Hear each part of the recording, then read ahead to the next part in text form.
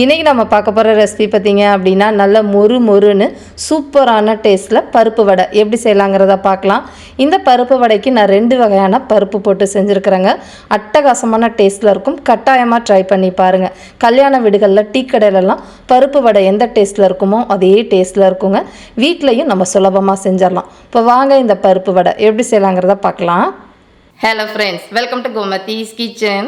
கோமதிஸ் கிச்சனை சப்ஸ்கிரைப் பண்ணாதவங்க சப்ஸ்கிரைப் பட்டனை ப்ரெஸ் பண்ணிக்கோங்க. உடனுக்குடனே அப்டேட் வேணும் அப்படின்னா பக்கத்தில் இருக்க பெல் பட்டனில் ஆல்ங்கிற ஆப்ஷனை மறக்காமல் ப்ரெஸ் பண்ணி வச்சுக்கோங்க. இப்போ இந்த பருப்பு வடை செய்கிறதுக்கு நான் 2 பருப்பு எடுத்துருக்கேன்னு சொன்னேன் இல்லையா. முதல்ல எடுத்துருக்கிறதுன்னு பார்த்திங்கன்னா கடலைப்பருப்பு. கடைகளில் நம்ம எப்போதுமே வாங்குவோம் இல்லையா, அந்த கடலைப்பருப்பு தான். கடலைப்பருப்பை பொறுத்த வரைக்கும் இந்த மாதிரி இருக்கும். மேலே அந்த மேல் பகுதி பார்த்திங்கன்னா தெரியும், கொஞ்சம் சொர சொரன்னு இருக்கு இல்லையா, இதுதான் கடலைப்பருப்பு. அடுத்ததான் நான் இதுக்கு சேர்க்க போகிறது பட்டாணி பருப்பு. ரெண்டுக்கும் உள்ள டிஃப்ரென்ஸ் காட்டுறதுக்கு தான் அந்த சொர சொரப்பாக இருக்கிறது காட்டினேன். பட்டாணி பருப்பை பொறுத்த வரைக்கும் பார்த்திங்கன்னா அந்த மேலே வழுவழுன்னு இருக்கும். இது தாங்க வித்தியாசம். வடை பருப்புன்னு கேட்டிங்கனாலே உங்களுக்கு மளிகை கடையிலலாம் தருவாங்க.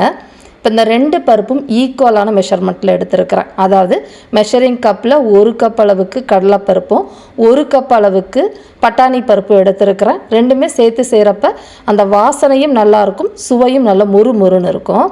இதை நல்லா களைஞ்சி 2-3 தடவை தண்ணி ஊற்றிட்டு குறைஞ்சது ஒரு 3 மணி நேரம் நல்லா ஊற வச்சு எடுத்துக்கோங்க. ஊறினதுக்கப்புறமும் திரும்ப நல்லா கழுவிட்டு ஊறின தண்ணியை கீழே ஊற்றிடுங்க. நமக்கு கேஸ் ட்ரபிள்லாம் வராமல் இருக்கும். அந்த தண்ணியை யூஸ் பண்ணாதீங்க. இப்போ இந்த மாதிரி சுத்தமாக தண்ணியை வடித்ததுக்கப்புறமா தான் நம்ம அரைக்கிறதுக்கு பயன்படுத்தணும். இப்போ நம்ம கொஞ்சமாக தான் அரைக்க போகிறோம் அப்படின்னா மிக்ஸி ஜார் எடுத்துருக்கிறேன். நிறையா பண்ண போகிறீங்க அப்படின்னா ஆட்டாங்கல்லில் போட்டு ஆட்டுக்கிட்டிங்கன்னா நல்ல டெக்ஸ்சர் வரும் உங்களுக்கு. இப்போ முதல்ல சேர்க்க போகிறது காரத்துக்கு தகுந்த மாதிரி வரமிளகா. நான் வந்து ஒரு 8 வரமிளகா சேர்த்துருக்குறேங்க. ஏன்னா நான் இதில் பச்சை மிளகாவும் சேர்க்க போகிறேன். மிளகா காரத்துக்கு ஏற்ற மாதிரி கூட குறைச்சி சேர்த்துக்கோங்க. நல்லா ஒரு 2 இனுக்கு கருவேப்பிலையை இந்த மாதிரி எடுத்து கழுவிட்டு சேர்த்துக்கோங்க. அரைச்சிருச்சு அப்படின்னா பசங்க எடுத்து போட மாட்டாங்க, நம்ம அப்படியே சாப்பிட்ருவாங்க. கூடவே நல்லா ஒரு 2 இன்ச் அளவுக்கு இஞ்சியை பொடியாக நறுக்கிட்டு சேர்த்துருக்குறேன்.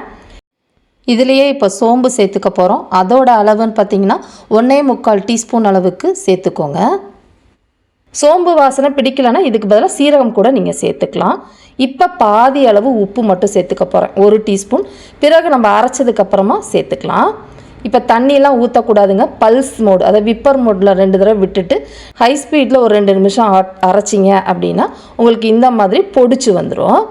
தண்ணி எக்ஸ்ட்ரா எதுவுமே ஊற்றக்கூடாதுங்க. தண்ணி அதிகமாகிடுச்சுன்னா வடை வந்து மொறு மொறுன்னு இருக்காது.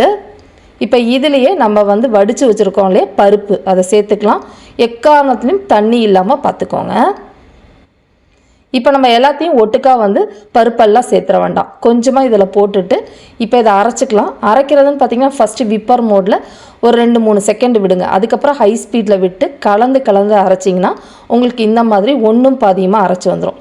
ஒரு சில பருப்பு முழுசாக இருக்கணும், அப்போ தான் டேஸ்ட் நல்லாயிருக்கும். நான் தண்ணி வந்து அதில் அந்த பருப்பு ஊற வச்ச தண்ணியை கொஞ்சமாக இருக்கும் இல்லையா, அதில் தான் அரைச்சிருந்தேன். திரும்ப மிச்ச பாதியும் போட்டு அரைச்சி எடுத்துருக்குறேங்க. இப்போ உங்களுக்கு எந்த அளவுக்கு கெட்டியாக இருக்குதுன்னு தெரியும். இந்த அளவுக்கு இருக்கணும், ரொம்ப தண்ணி ஆகிடக்கூடாது.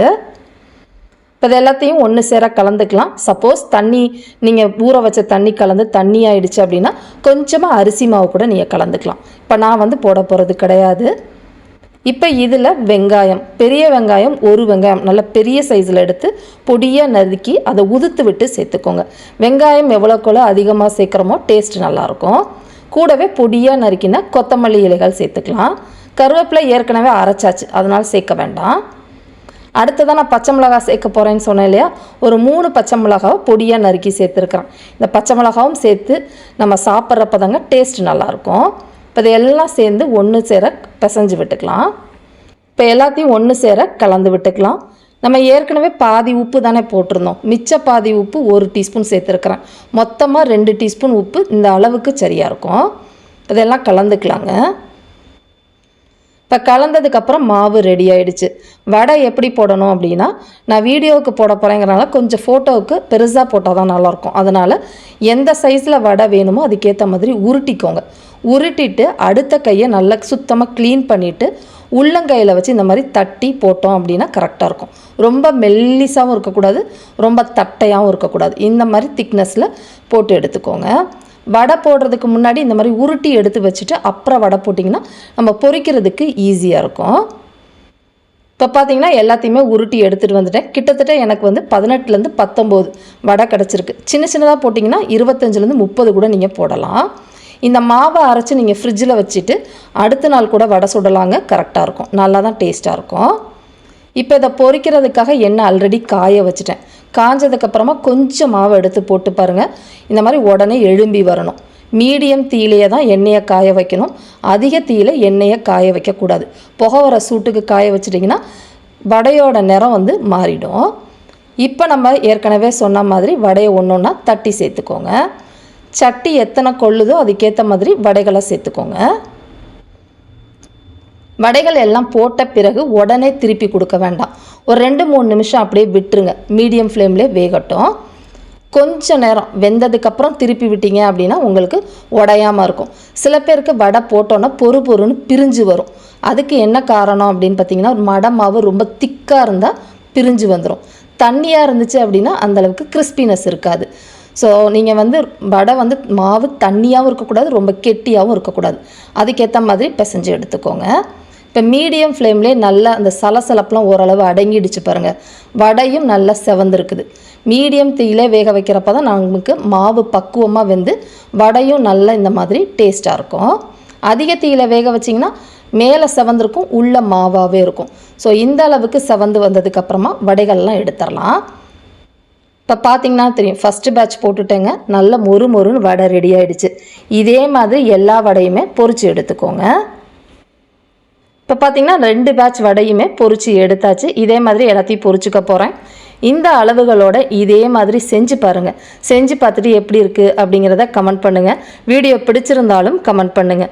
லைக் பண்ணுங்கள், ஷேர் பண்ணுங்கள். மறக்காமல் கோமதீஸ் கிச்சன் சேனலையும் சப்ஸ்கிரைப் பண்ணி வச்சுக்கோங்க. தேங்க்ஸ் ஃபார் வாட்சிங்.